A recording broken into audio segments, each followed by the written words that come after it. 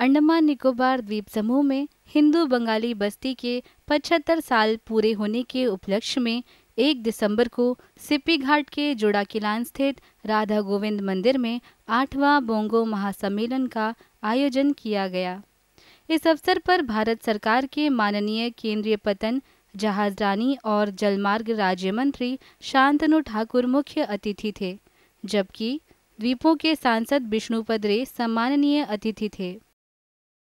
कार्यक्रम में बानी के अध्यक्ष डॉक्टर R.K. हलदर ने बानी के गठन, अंडमान में बंगाली बस्ती और द्वीप समूह के इतिहास के बारे में जानकारी दी। আমাদের মধ্যে মার্ডার হয়েছে সিলভারমিট মাঝি 1982 তে ওইবিতে আমাদের মার্ডার হয়েছে থানাদার স্বপন দাস মঙ্গলপুরের বাড়ি আমাদের মধ্যে ধর্ষণ হয়েছে এবং তাদের 12 বছরের শিশুকে মার্ডার করা হয়েছে সোলদারিতে নওয়াজুদ্দিন 1995 এ তার আগেও মার্ডার হয়েছে শ্রী অতুল চন্দ্র চ্যাটার্জি যার নামে আজকে পল্লী উন্নয়ন সমিতি অতুল স্মৃতি সমিতি তিনিও মার্ডার হয়েছিলেন কয়দিনের হলেও দুই সাহা সুতরাং এরপরে বাংলাদেশে আপনারা জানেন আপনারা বেশিরভাগই ওখান থেকে এসেছেন ইস্ট বেঙ্গল তারপরে ইস্ট পাকিস্तान তারপরে বাংলাদেশ। इस बीच विभिन्न क्षेत्रों में दिए योगदान के लिए वरिष्ठ नागरिकों को सम्मानित किया गया।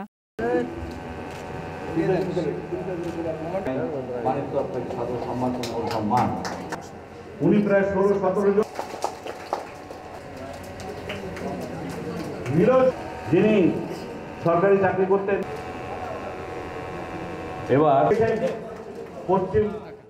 इस अवसर पर बोलते हुए द्वीपों के सांसद विष्णुपद रे ने उपस्थित लोगों को अंडमान निकोबार द्वीप समूह के विकास में बंगाली बस्ती के योगदान का स्मरण कराया। जितने लोग अंडमान निकोबार धरती में आया था हरिचंद गुरुचंद के लोग थे।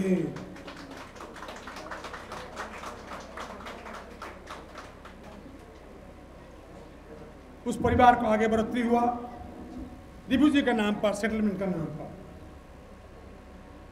उन्हीं अंडमान निकोबार विकासेर अनेक अनेक काज करছেন।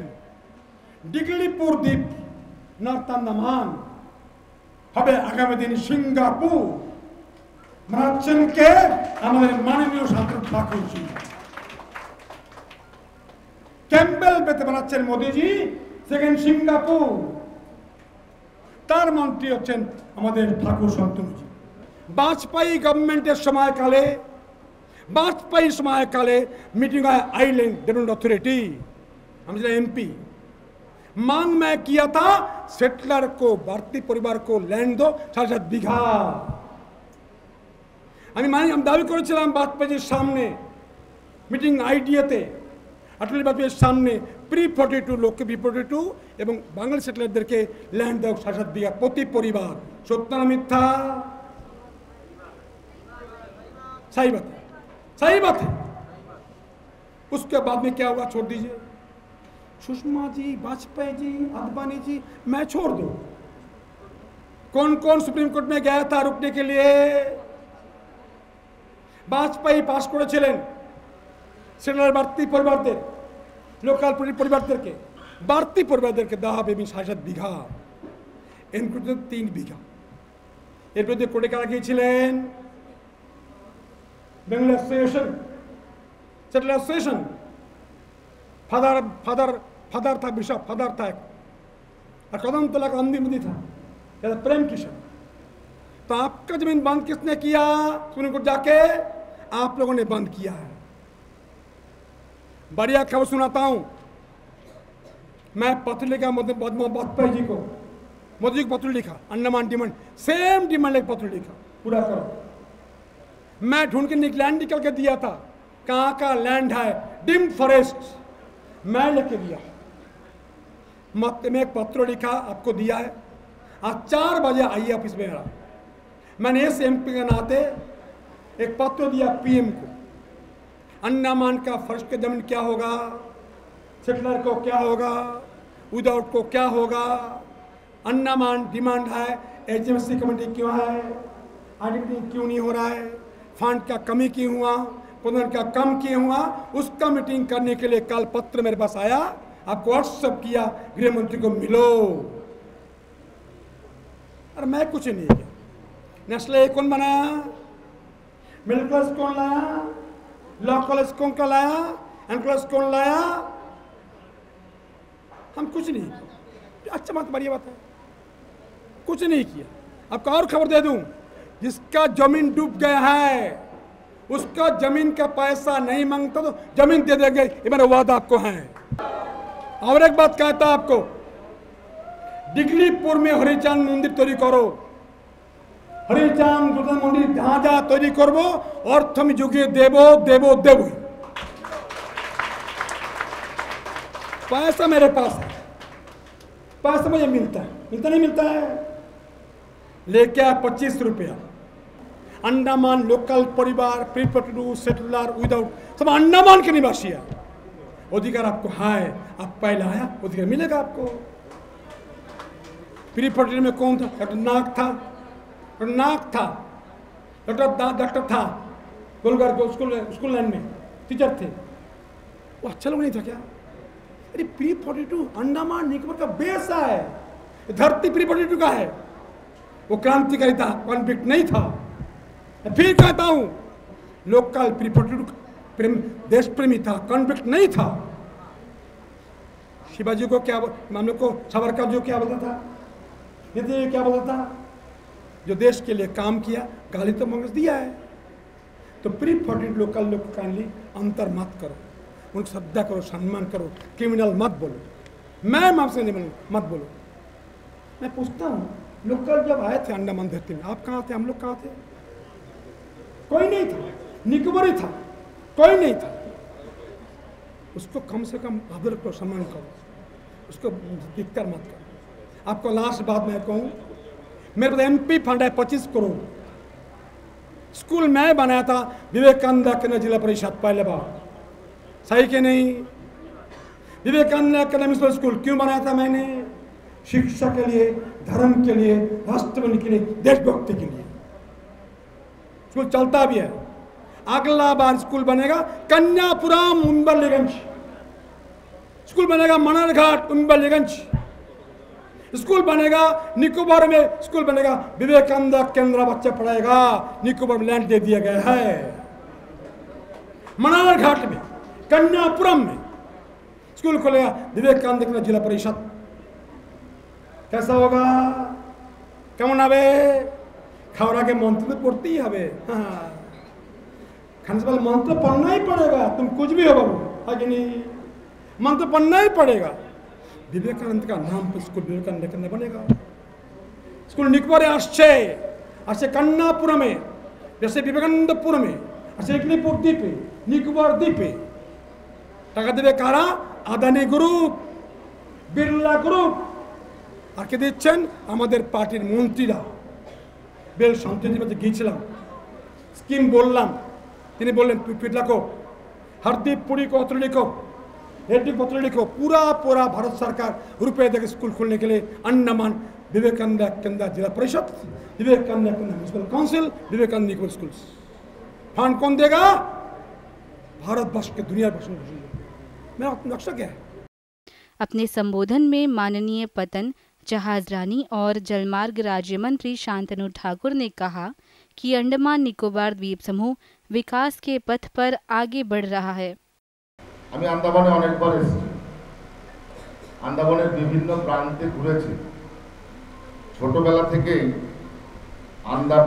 আন্দামানের কথা শুনে এসেছি এবং মনের ভিতরে একটা কিউরিওসিটি হতো যে আন্দামান থেকে শ্রীধাম ঠাকুরনগর ঠাকুর বাড়িতে অনেক মানুষ আসেন, তাদের মুখে ডিগলিপুরের কথা শুনি, তাদের ভিতরের মুখে লিটল আন্দামানের কথা শুনি, নীল হাফলক বিভিন্ন জায়গা কথা শুনি। একবার দেখতে হবে মানুষরা কেমন থাকে ওখানে, কি অবস্থা।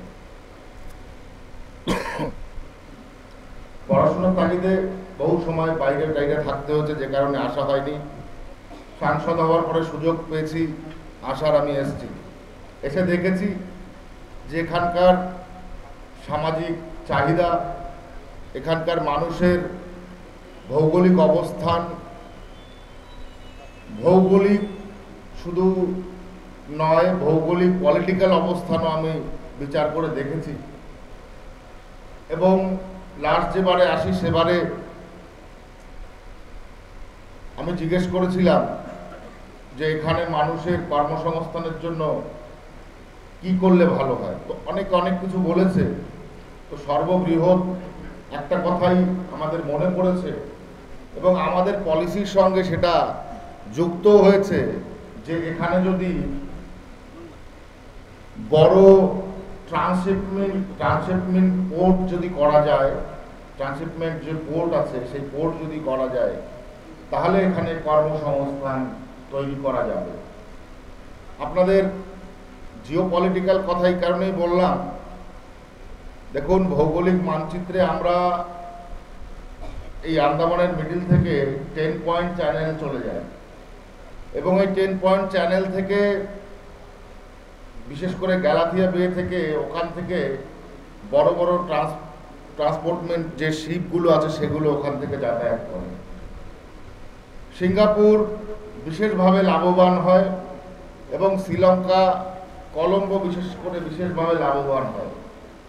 ভারত মহাসাগরের উপর থেকে যায়, ভারতের নামে মহাসাগর, ভারতের কোনো লাভ আসে না, অর্থনৈতিক ডেভেলপমেন্ট এখান থেকে হয় না।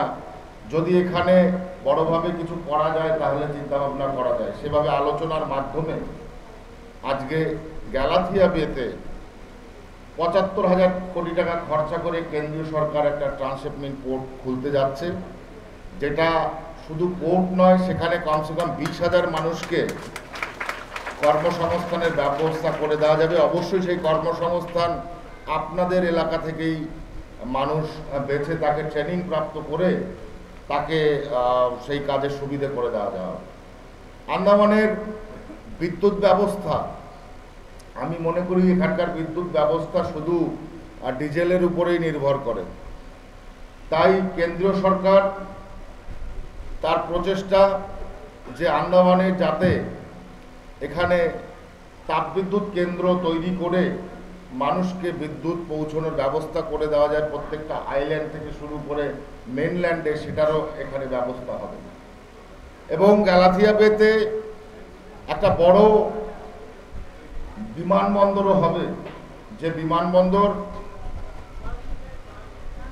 এই সাউথ এশিয়ার মধ্যে সর্ববৃহৎ বিমানবন্দর হিসেবে চিহ্নিত হবে। কেননা যখন এখানে ট্রান্সশিপমেন্ট পোর্ট তৈরি হচ্ছে তখন সেখানে বিমান, সেখানে বিদ্যুৎ, সেখানে জল, পানীয় জলের ব্যবস্থা সমস্ত কিছু করা দরকার, যাতে আন্দামানের অভূতপূর্ব ডেভেলপমেন্ট এখান থেকে হয়। এবং আমাদের বিষ্ণুবাবু একটু আগে বলেছেন যে ডিগলিপুরেও ওখানেও বড় জেটি তৈরি করা হবে, যেহেতু কলকাতা থেকে যখন মালবাহী যা ট্রান্সশিপমেন্ট পোর্টগুলো আন্দামানে আসে তখন ডিগলিপুর পার করেই পোর্ট ব্লেয়ারে আসে এবং এখান থেকে মাল নিয়ে গিয়ে আবার ডিগলিপুর নিয়ে যেতে হয়।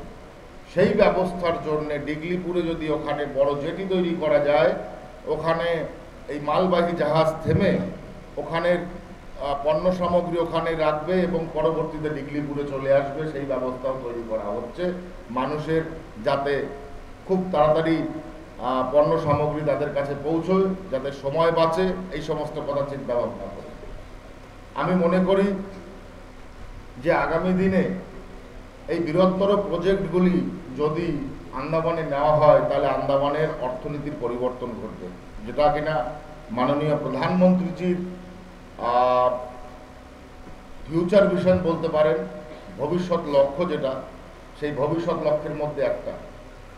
আমরা দেখেছি যে একটা ব্রিজ মেনল্যান্ডের সঙ্গে একটা ব্রিজ সম্পন্ন হয়েছে, আর একটা ব্রিজ যদি সম্পন্ন হয় তাহলে ডিগলিপুর টু পোর্ট ব্লেয়ারের যে যাতায়াত ব্যবস্থা সেটাও অনেক উন্নত হবে এবং যে সময় সাপেক্ষ যে ট্রান্সপোর্টেশন ছিল বা যাতায়াত ব্যবস্থা ছিল সেই যাতায়াত ব্যবস্থার অনেক বেশি সময় লাঘব বা মকুব হবে।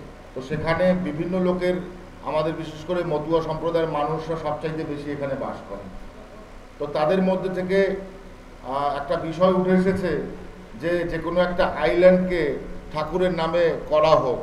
আমাদের মাননীয় সাংসদ তার ডিক্লারেশন দিলেন। আমি ওনাকে বলেছিলাম যে আমি এখন মন্ত্রী, আমি তো আর এই বিষয় নিয়ে তুলতে পারবো না সদনে, কারণ আমার কোশ্চেন, সাংসদদের কোশ্চেন আমার শুনতে হয়, আমি নিজে প্রশ্ন তুলতে পারি না সংসদে। তাই কোনো সাংসদ যদি তোলে ব্যাটারটা নিয়ে ভালো হয়, তা সবচাইতে ভালো হবে আমাদের সাংসদ মহোদয় যদি বিষয়টা তোলেন। তা উনি এগ্রি হয়েছেন, কেননা ওনার জেতার পিছনে আমাদের সম্প্রদায়ের ভোট বিশেষভাবে উল্লেখযোগ্য, পরিষ্কারভাবে ওনার তুলতেই হবে প্রস্তাব যখন মতুয়াদের পক্ষ থেকে এসছে। তো আমাদের লক্ষ্য ভবিষ্যৎ প্রজন্মের আন্দামানের যারা অধিবাসী হবেন, দেখুন একটা কাজ শুরু করলে সেই কাজটা হট করে সম্পন্ন হয় না, তার জন্য সময় লাগে, সময় সাপেক্ষ ব্যাপার।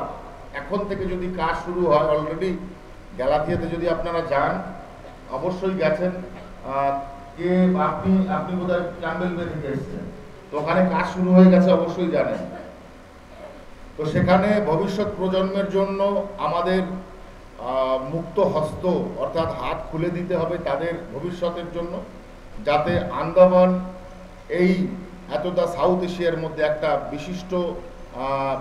বিশেষ একটা স্থান হয়ে ওঠে, টুরিস্ট একটা সুন্দর স্পট হয়ে ওঠে, এবং বিশ্বের বিভিন্ন প্রান্ত থেকে যাতে আন্দামানে মানুষের কাছে যাতে তারা এসে পৌঁছতে পারে, এবং আপনাদের সহযোগিতা, আপনাদের কর্মকাণ্ড, আপনাদের প্রচেষ্টাই হবে আন্দামানের নতুন ভবিষ্যৎ। আমি মনে করি আজকের এই সভা একটা বিশেষ সভা হচ্ছে এসের পক্ষ থেকে, আমাদের বাণীর পক্ষ থেকে। তো আপনারা এই প্রোগ্রামগুলো চালিয়ে যান। বাংলা ভাষা, আপনারা জানেন কিছুদিন আগে সেন্ট্রাল গভর্নমেন্ট বাংলা ভাষাকে বিশ্ব স্বীকৃতি দিয়েছে। বাংলা ভাষাকে বিশ্ব স্বীকৃতি দেওয়া হয়েছে, আপনারা অবশ্যই করে জানেন। তো সেখানে বাংলা ভাষার যদি আমি ইতিহাস বলি, ভারতবর্ষের ভিতরে কয়েকটা ভাষা এতই পুরনো, তার মধ্যে বাংলা ভাষা একটা অন্যতম। তামিল ভাষা ভারতবর্ষের মধ্যে সবচাইতে পুরনো ভাষা, এবং মারাঠি ভাষাও ভারতবর্ষের মধ্যে অনেক পুরনো ভাষা। তাই বাংলা ভাষার যে মাধুর্যতা, বাংলা ভাষার যে বৈচিত্র্য, বাংলা ভাষার যে পোয়েম, কবিতা, গদ্য, ছন্দ, সমস্ত কিছু এতটাই মানুষকে আকৃষ্ট করে, যে কারণে ভারতবর্ষের জাতীয় সঙ্গীত একজন বাঙালি আমাদের বিশ্বকবি রবীন্দ্রনাথ ঠাকুরের তৈরি করা আমাদের সেই জনগণ মনে অধি, এটা বাংলা ভাষাতেই লেখা। তো বাংলা ভাষার কবিত্বকে, ভাষাকে স্বীকৃতি আমাদের অবশ্যই আমরা বাঙালি, কিন্তু আমাদের লক্ষ্য থাকবে সর্বজাতিকে সঙ্গে নিয়ে, সবাইকে সঙ্গে নিয়ে আমরা একটা বৃহত্তর ভারতবর্ষের ঐতিহ্যকে গড়ে তুলব। আন্দামানের ঐতিহ্য, ইতিহাস সম্পর্কে আমার খুব বেশি জানা নেই, তবে আমি বলবো যে আগামী দিনে আন্দামানে যারাই বসবাস করবে সকলেই আমরা ভারতবাসী। আমরা একত্রিতভাবে যদি আমাদের ইউনিটি তৈরি করি, ভারতবর্ষের ঐক্য বাড়বে, ভারতবর্ষের শক্তি বাড়বে, ভারতবর্ষের মানুষ সংঘবদ্ধ হয়ে ভারতবর্ষকে আগে সুপথে চালিত করবে, এটাই আমাদের লক্ষ্য। নিজের কমিউনিটি তো অবশ্যই থাকবে, নিজের কমিউনিটির টান, নিজের ভাষার টান, নিজের ভাষার মাধ্যমে যে আদর্শ, নিজের ভিতরে যে মাদার ফিলিং গড়ে ওঠা, সেগুলোর তো একটা অন্যরকম জায়গা অবশ্যই থাকে। কিন্তু শুধু সেই জায়গা নয়, আমাদের বিচারে যেহেতু আমরা ভারতবর্ষে বিশ্বের সবচাইতে বড় গণতান্ত্রিক দেশ আমরা, তাই আমরা চাইব সকলে আমরা গণতান্ত্রিক প্রক্রিয়াতে ভারতবর্ষকে আগে নিয়ে যাব, সেটা আমাদের লক্ষ্য। আমি আশা রাখি আপনাদের এই অনুষ্ঠানের আরও বেশি শ্রীবৃদ্ধি আগামী দিনে ঘটবে। যেভাবে আপনারা চালিয়ে আসছেন, আমি চাইবো, আমি আসার চেষ্টা করব আগামীতে যদি আমি আবার ফ্রি হই।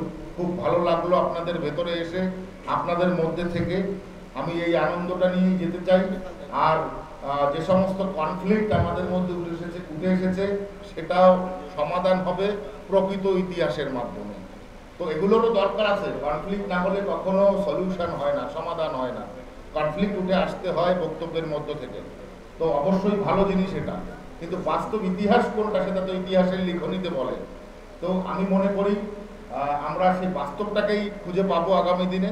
আমাদের সমস্ত কনফ্লিক্ট সেখানে স্তব্ধ হবে, আর সেই ভবিষ্যতের জন্য সেই আগামী ভবিষ্যৎ ইতিহাসের মাধ্যমে পুনরাবৃত্তি হোক।